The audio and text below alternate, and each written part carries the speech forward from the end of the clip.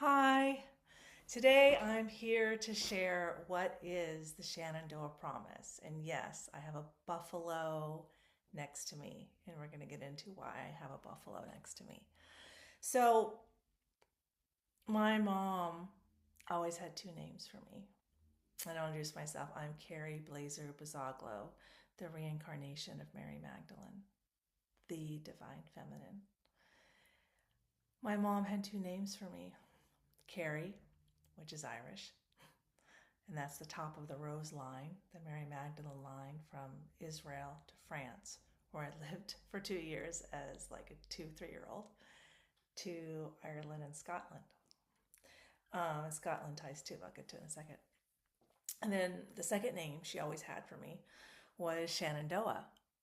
And I always knew that it was a Native American name, and that Native Americans, my dad loved Native American history and wisdom, so did my grandpa.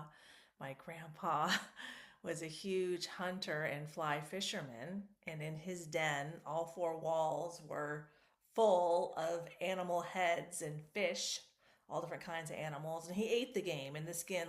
He was a hunter who knew how to skin an animal and eat the meat. He did it respectfully. And he had a buffalo head. That scared me to death. And I always told my kids, I said, I had to sleep in the den with a buffalo head. Like, you just had 3 deer heads. You don't win the trauma Olympics because of 3 deer heads. Like, you can't compete with a buffalo head, right? So it was scary, but I'll never forget it. And so buffalo have kind of been in my life. And then my kids, I have 3 kids. We live on the beach in Southern California in Ventura. And in their elementary school, they all went to the 5th grade camp at the Channel Islands Marine Institute. And that island has a herd of buffalo that was brought there in the 1920s for a movie. It grew to about 600, but now it's about 100. They've since transferred. But my son, like, I have a little buffalo stuffed animal, and I have pictures of him and the buffalo. Like, he loved the buffalo, and my daughters too. My son was super into it. So, we've always been connected to buffalo, which is kind of weird for Southern California, but always super connected to buffalo. So, in figuring out that I'm the reincarnation of Mary Magdalene, that's just one lifetime, right? I figured out that I have a really strong connection to the Chumash community here because I live in Ventura, California on the beach.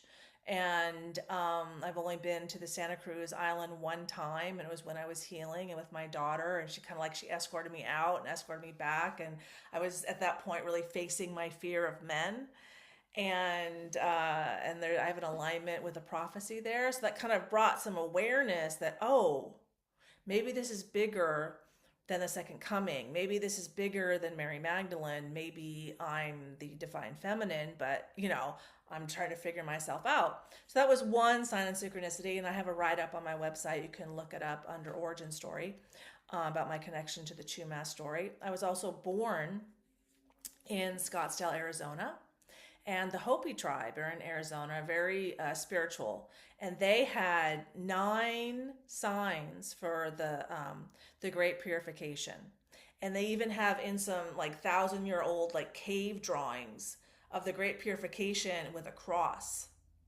And so they have already made the connection between the second coming and the Great Purification. But when I saw that video, I was like, oh, that's interesting. I'm born in Arizona, Scottsdale, Arizona, connected to Charlie Kirk. Okay. Signs and synchronicities. So that's how our souls speak to us. Be direct with the mind, be coy with the heart. That's why the sign and synchronicity. And our souls communicate out through our hearts. And physicists have proven this. So, yeah. Anyway, so I'm watching these videos, and the last one's like, oh, well, the last sign is a blue star, like a rare blue star a new blue star in the sky, and they were pointing to Three Eye Atlas. So in September, so in 2025, that summer, around my birthday on June 25th, I know, direct opposite December 25th, right? Just one of a plethora of signs. I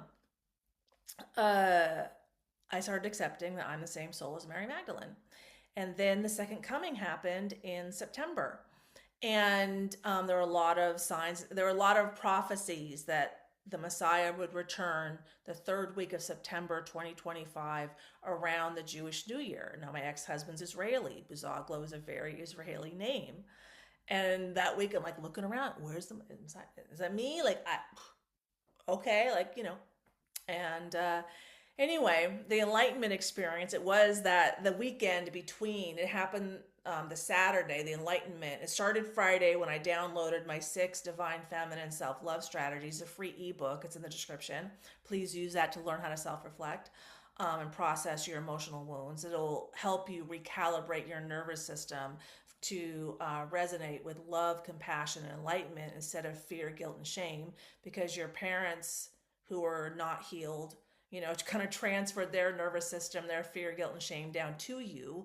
And so now it's time for you to release that for yourself and reparent yourself that way. But anyway, so that Saturday, I had a huge enlightenment experience. And at the beginning, the Native Americans came through and made it clear that we have a huge soul contract, like the white man and the Native Americans are going to resolve their problems, right? And I was like, okay. And I haven't done any research on it. Like the buffalo, I hadn't done any research, right? So it wasn't time yet. And so they told me that, and I've been kind of pulled towards Montana the last couple of years. I didn't quite know why. And I was shown there's a summer camp and a winter camp, and they moved the buffalo in the summer camp and the winter camp. And then they want to try to use some national park land so they can, live their more traditional ways and really kind of have a better relationship with nature. And, they're hoping to foster all this. I'm like, okay, we talked. And anyway, some time passed, and all the scientists said that 3-Eye Atlas will be closest to Earth on Friday, the Shabbat, that's the feminine, December 19th. So, and I had, moved on to other things. I did my Wisdom of Peace plan, and I, just did more things. But things were more coming up towards the end of December about the buffalo and what's going on. So on that day, I saw a video about the buffalo and the Blackfoot tribe that's in Montana. I'm like, oh, let me look at that. Oh, what do you know? They have a summer camp and a winter camp they move the buffalo from, and they've been have a challenge with, is it Glacier National Park up there that's on the Canadian border, that they wanted part of that land to use as part of their tribal land, but all these problems in the American government, and they have like their sacred mountain is there, because if they can see that mountain, they always know where they are. It's they use it to orient. And so it's like, oh, that's what I was shown. And then I was introduced to the Intertribal Buffalo Council, where 86 tribes are bringing the buffalo back. And I was like, oh, so I did research into that. And 100 years ago, we had a few thousand buffalo. And now we have 500,000. So that happened. And then I started opening up to that. And I didn't realize, but I opened one day an enlightenment experience, and the buffalo came out through my heart. And I was like, oh my gosh, I got the buffalo in the white man's heart. I think it was like 2 days after I emailed the Intertribal Buffalo Association. And the email is below. It's like a document I'm working on. And at the time, I didn't even remember about the kids because I was so busy introducing my family with my grandpa. But that's in there too, about my kids. And so I was like, wow. The buffalo are keystone species. They revive the ecology. They're ecological revival, like the beavers, the hawks, the coyotes, like the wolves. Remember, they returned the wolves to Yellowstone, and it changed everything. the rivers were clearer. There were more trees. It's like when we kill animals, we take nature out of balance, and then we call it climate change. I mean, when rivers don't have dams, that sets us up for flooding. And we call it climate change? No, we killed the beavers for our own, When we put wealth and convenience before, health and well-being, we kill the buffalo, we kill the beavers, we kill the wolves, and then we import European cattle and European grass and wonder what the problem is. So what I learned is, there's a lot of buffalo ranching and buffalo meat is healthier. It has higher omega-3 like salmon. Okay, it makes sense because you have Native Americans, eat a lot of salmon and smoked salmon because it's so healthy. Sorry, I'm hitting things. and more leaner. And you could look at like Native Americans the past, couple hundred years since they took on, more European diet, a lot of problems with diabetes, a lot of health problems, but their ways are coming back. And then I did research into how Native Americans have served in World War One and World War Two, and how they used their ancient ways to help win battles, but in a different way, more psychological, more shamanic warfare. Um, and how they use their languages, the Comanche language and the Navajo language, to communicate uh, directions from the military leadership. But what people didn't understand is that those languages are very aligned with universe, like very aligned with enlightenment, so to speak. So they kind of, the way their energies align, more likely to experience enlightenment. And the people that started listening to those tapes after the war all had these huge spiritual awakenings, started speaking the Comanche language from past lives, and, just kind of lost their minds some too, because people didn't understand what it is. In shamanic cultures, they understand that, when someone's having a lot of visions and is changing a lot, in their teenage years or early 20s, that's really a sign that they're a medicine person or, a really advanced shaman. But in Western culture, we don't recognize that. So we didn't know what it was. But that language is out there, and they've never been celebrated, and I think rightfully, for their contributions for World War One and World War Two. And so now is the time, right before the 250th anniversary, and I'm hoping,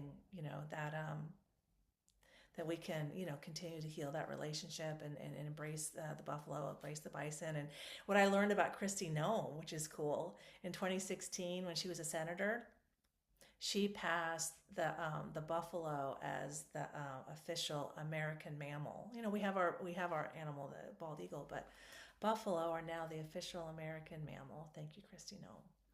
Anyway, you can read that below, but a second coming is bigger than Christianity. It's a global event, as we're seeing, and I'm hoping that, with Trump and all of his boundaries and all of the kind of gnarly that he's using. I mean, they went into Venezuela and used like sound technology to kill the enemy, and so shots didn't have to be fired. And so with that kind of technology, other align and not get into more wars a lot quicker. That's why Colombia wants to talk. Other people want to talk, and we need Greenland. And so Trump has our best interest at heart. My work fuels Trump. Trump derangement syndrome is a childhood trauma wound, a devouring father wound, and because Trump had a devouring father, and so I understand why he triggers that in people. Um, anyway, I thought I would introduce that, and more to come, and that the Shenandoah Promise is going to come true for sure. All right, well, you guys take care. Thanks for listening. Bye. Please like and subscribe.